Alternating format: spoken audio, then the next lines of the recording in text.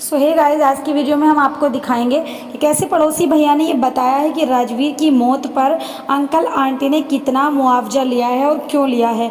दोस्तों, जैसे कि हमेशा से सवाल उठाए जा रहे थे कि राजवीर की मौत पर अंकल आंटी ने अच्छे खासे पैसे अपने बैंक अकाउंट में ले लिए हैं। ये सवाल फ्लैपी की तरफ से भी होते हैं, अभी जो कि उनका केस लड़ रही है वकील साहिबा जी, उनकी तरफ से ये कहा जा रहा है।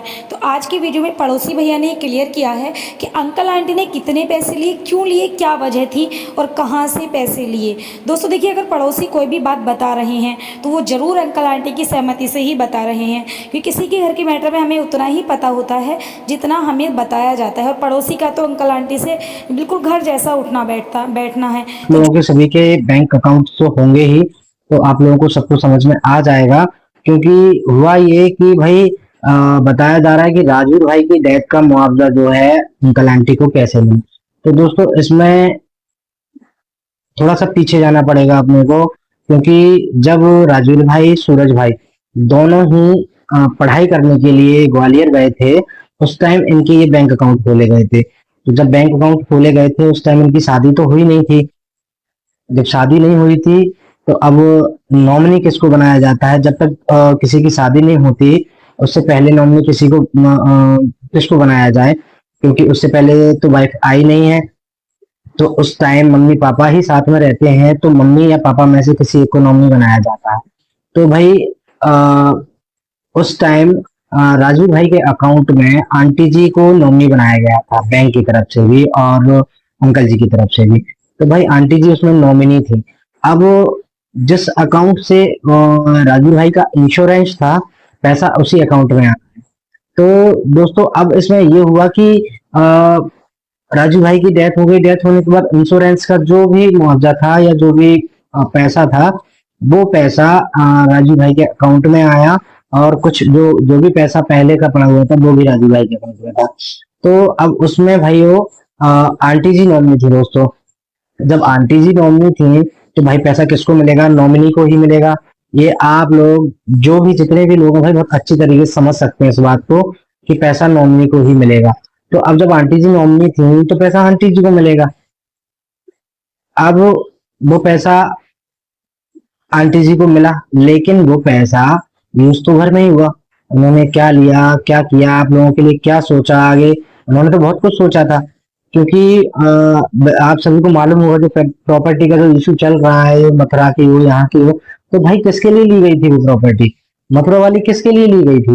वो तो राजीव भाई की डेथ के बाद ली गई थी वो प्रॉपर्टी। और अभी और जो पैसा उन्होंने वहां लगाया, वो पैसा कहाँ से आया? यही सब पैसा था।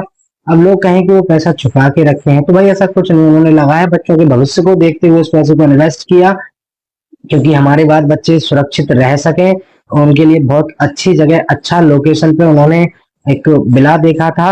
और लेकिन इस बीच कुछ चीजें बिगड़ गई। बिगड़ जाने की वजह से वो सारा जो है कि भाई पेंडिंग हो गया मामला।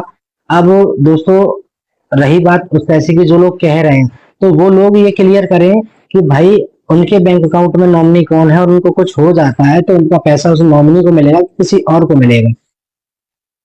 पहली चीज। अब रही बात क्या, जब बोलते बोले आधार कार्ड और डॉक्यूमेंट्स में पति पत्नी का नाम ही नहीं बढ़वाया गया, तो भाई ये चीज किसको सोचना चाहिए कि हमें भी बढ़वाना, हमारी शादी हुई तो भाई हमें बढ़वाना है, किसका नाम बढ़वाना है किसका नहीं बढ़वाना है। अब ऐसा तो किसी को पता नहीं था कि ऐसा कुछ हो जाएगा, एकदम इतना सब कुछ बदल जाएगा कि एक नहीं दो दो बंदे चले जाएंगे, ऐसा तो किसी ने सोचा नहीं था। तो नाम बढ़वाना कोई बड़ी चीज नहीं है। जब आप घर में सही से रहते हो, नाम तो आज भी बढ़ सकता है आपका। भाई आज नहीं बढ़ेगा क्या नाम? आज भी बढ़ सकता है। आपके पास सारे एविडेंस हैं, आपके पास वीडियो है, फुटेज है। पहले आपकी शादी हुई तो पहले आपको नाम सूरज भाई का बढ़वाना था, तो वो क्यों नहीं बढ़वाया? रही बात राजवीर पे आ जाती है। उस स्टेप को क्यों छोड़ दिया जाता है, उस सीढ़ी को क्यों छोड़ दिया जाता है कि पहली सीढ़ी कहाँ थी? पहली सीढ़ी छोड़ के डायरेक्ट दूसरी सीढ़ी पे पहुंचा जाता है। तो भाई पहले नाम सूरज भाई का आता, उसके बाद ही तो नाम राजवीर का आता। अब डायरेक्ट लोग बोलते हैं कि राजवीर का नाम नहीं बढ़ा। अरे तो भाई उसमें नाम सूरज का भी तो नहीं बढ़ा, ये क्यों नहीं बोलते? इस चीज को कोई नोटिस क्यों नहीं करता? भाई नोटिस करने के लिए बात है, लेकिन करते नहीं, लोग उसको जंप कर जाते हैं। ब्लेम, सिर्फ ब्लेम करना है, सिर्फ ब्लेम करना है। भाई वो माँ बाप है, वो अपने बच्चों के लिए कभी बुरा सोचेंगे नहीं। दोस्तों उम्मीद करते हैं आज की वीडियो आपको ज़रूर पसंद आई होगी। अगर वीडियो पसंद आए तो वीडियो को लाइक शेयर और चैनल को सब्सक्राइब करें और ऐसी ही वीडियो देखने के लिए बेल नोटिफिकेशन ज़रूर दबाएं और अपना बहुत ख्याल रखें।